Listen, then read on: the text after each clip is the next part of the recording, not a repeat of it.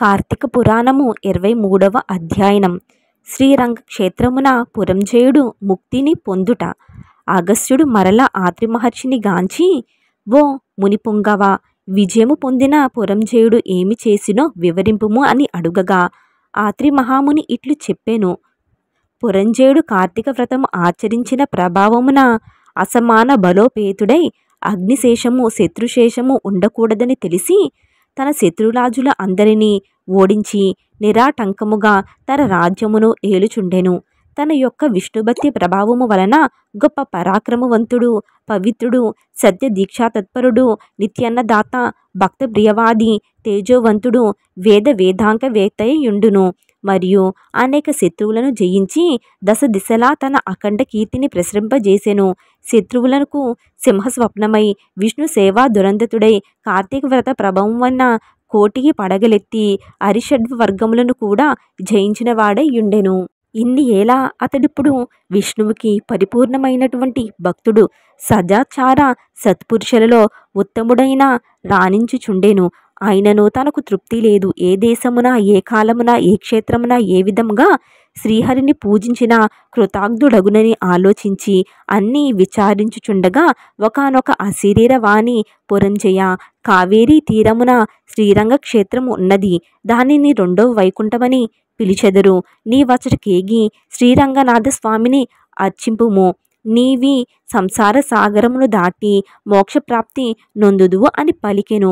అంతటా పురంజేయుడు ఆ శరీరవాణి వాక్యములు విని రాజ్యభారమును మంత్రులకు అప్పగించి సపరివారముగా బయలుదేరి మార్గమధ్యమును ఉన్న పుణ్యక్షేత్రములు దర్శించుచు, ఆయా దేవతలను సేవించుచు, పుణ్యనదిలో స్నానములు చేయుచు శ్రీరంగమును చేరుకొనెను. అక్కడ కావేరీ నది రెండు పాయలై ప్రవహించుచుండగా మధ్యన ఉన్న శ్రీరంగ నాథాలయమున శేషశయ్యపై పవలించుచున్న శ్రీరంగనాథుని గాంచి పరవశమయ్యెను.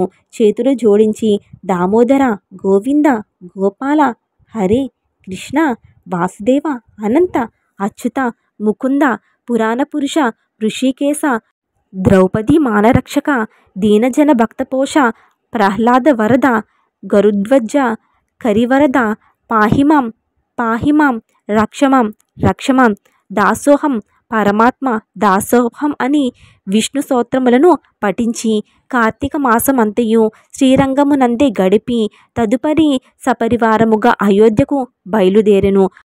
పురంజేయుడు శ్రీరంగనాథ స్వామి సమక్షమున కార్తీక మాసంలో చేసిన వ్రతములు మహిమలు వలన అతని రాజ్యమందరి జనులందరూ కూడా సిరి సంపదలతో, పాడి పంటలతో, ధనధాన్యాలతో, ఆయురారోగ్యములతో ఉండుచూ ఉండేరి. అయోధ్య నగరము దృఢతర ప్రాకారములు కలిగి, తోరణ యంత్ర ద్వారములు కలిగి, మనోహర గృహ గోపురాదులతో చతురంగ సైన్య సంయుక్తమై ప్రకాశించుచూ ఉండెను. అయోధ్య నగరమందలి వీరులు యుద్ధ నేర్పులై, రాజనీతి గలవారై, వైరిగర్భ నిర్భేదకులై, నిరంతరము విజయ సశీలులై, అప్రమత్తులై యుండెరు. పురంజేయుడు శ్రీరంగ క్షేత్రమున కార్తీక మాస వ్రతము సతీ సమేతుడై చేసి గృహమునకు తిరిగి సుఖముగా చేరెను. పురంజేయుని రాక విని పౌరజనులందరూ మంగళ వాయిద్య తుర్యధ్వనులతో ఎదురేగి నగర ప్రదక్షిణ చేసి నిజంతఃపురమును ప్రవేశింప పెట్టిరి. అతను ధర్మాభిలాషి అయి దైవభక్తి పారాయణుడై రాజ్యపాలన చేయుచు కొంతకాలము గడిపిన పిమ్మట వృద్ధాప్యము వచ్చుటచే అహిక వాంఛలను వదులుకొని తన కుమారుడకు రాజ్యభారమును అప్పగించి పట్టాభిషిక్తును చేసి తాను వనప్రస్థాశ్రము స్వీకరించి అరణ్యమునకు ఏగెను. అతడ వనప్రస్థాశ్రమందు కూడా ఏటేటా విధి విధానముగా కార్తీక మాసమును ఆచరించి క్రమముగా క్షీణించి మరణించి వైకుంఠమునకు పోయెను. కావున ఓ అగస్య, కార్తీక వ్రతము అత్యంత ఫలప్రదమైన మహత్యము కలది. దానిని ప్రతివారు ఆచరించవలెను. ఈ కథ చదివిన వారికి మరియు చదివినప్పుడు విన్నవారికి కూడా వైకుంఠ ప్రాప్తి కలుగును. ఇట్లు స్కంద పురాణాంతర్గత వశిష్ఠ ప్రోక్త కార్తీక మహత్యమందలి 23వ అధ్యాయం సంపూర్ణం.